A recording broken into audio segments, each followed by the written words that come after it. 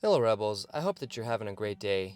This video was actually commented by a viewer by the name of Austin Snow, and it's been a while since the comment, but I'm bringing this video to you today, so sit back and let's see what would happen if Palpatine found Anakin before the Phantom Menace. It was all part of the plan. This was something he had to do to become the strongest Sith Lord in the galaxy. For that wanton reason alone is all the justification Palpatine needed for the murder of Plagueis he just committed. He knew now that his plan would truly start to form. It all started with Plagueis and learning all that he could about the dark side of the Force.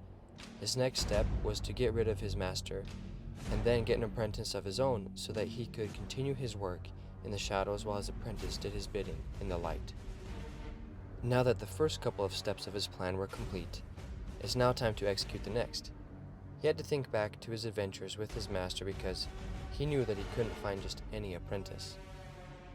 The apprentice had to be someone strong-willed, loyal, willing to serve a higher purpose, and most importantly, someone that he could control. Palpatine suddenly remembered several places where he felt the Force strongly pulling him. Once was while on Dathomir when he was studying with Mother Talzin. The other time was when he was traveling to Naboo from Dathomir, and he felt a strong presence on Tatooine. This is one decision that Sheev Palpatine can't take lightly. He soon has to enact the next phase of his plan, and kidnap the Senator of Naboo. This, however, helped aid him in his decision. He would stop by Tatooine while on his way to Naboo. Out of all his travels with his master, going to Tatooine was his least favorite. All he could remember was the twin suns and the unbearable heat as he stepped off the ship. Still, he wouldn't let this stop him from seeking out the strongest presence in the Force that he has ever felt. With that thought in mind, he didn't notice that he had actually arrived on Tatooine. He landed the T-4A Lambda shuttle and prepared to leave it. The planet was exactly as he remembered it. It was hot, dry, void of life except for inside the town, and barely worth his time.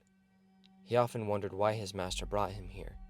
He knew that they were doing experiments to prolong life, but why they had to come to this planet was a mystery to him even now.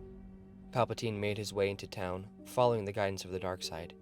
As he was walking through town, he couldn't help but notice some children playing in the street. Suddenly, one of them caught his eye. It was a small boy about the age of 9, with dark blonde hair, who was barely bigger than a womp rat, and looked like he weighed less than one. This boy was surrounded strongly by the Force.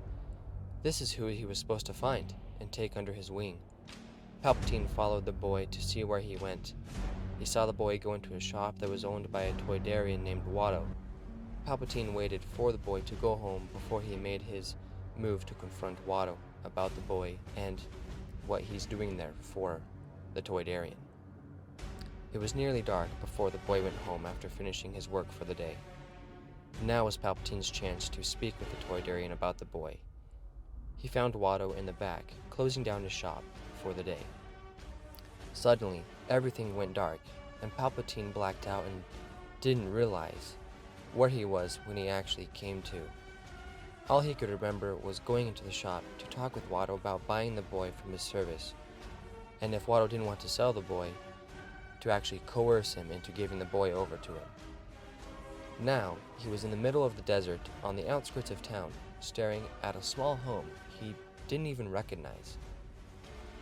Standing there, staring at the home, he could feel that something had happened at the shop, and that somehow he might be responsible for what happened.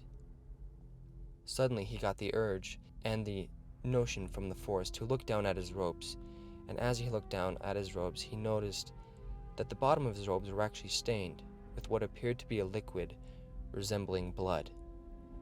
What will Palpatine do next? No one knows. Only he does, and the Force.